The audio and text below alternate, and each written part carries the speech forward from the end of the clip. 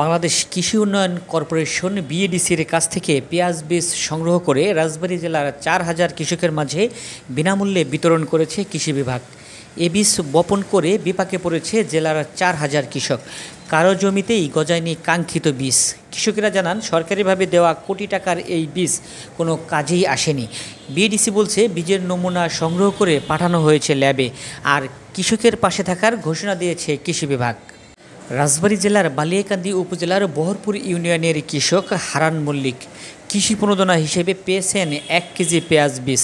সময় মতো সঠিক নিয়মে বীজ বপন করলেও তার জমিতে গজায়নি একটিও চারা। শুধু হারান মল্লিক নয়, একই অবস্থা মিঠুন মল্লিক, সোহান মিয়া, নেহাল আহমেদ সহ জেলার ৪,০০০ কৃষকের। তাই পেঁয়াজ রোপণ নিয়ে দুশ্চিন্তায় এই কৃষকেরা জানান, কোটি টাকা খরচ করে সরকারিভাবে বীজ দেয়া হলেও তার সবই নষ্ট। এই বীজ দেওয়ার চেয়ে না দেওয়াই ছিল ভালো।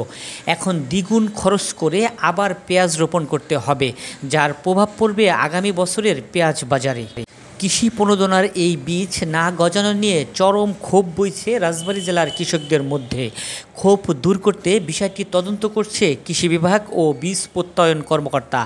তদন্ত কমিটি বলছে, প্রতিটি ক্ষেতেই ৩ থেকে ৫% পেঁয়াজ বীজ গজিয়েছে, যা খুবই হতাশাজনক। এটা কারোই কাঙ্ক্ষিত বা কাম্য নয়। ক্ষতি পুষিয়ে দিতে আমরা সুপারিশ করেছি। বিএডিসির কর্মকর্তারা জানান, পেঁয়াজ বীজ সন্তোষজনক হারে গজায়নি। বিষয়টি নিয়ে জরুরি ভিত্তিতে জেলা প্রশাসন সভা করেছে।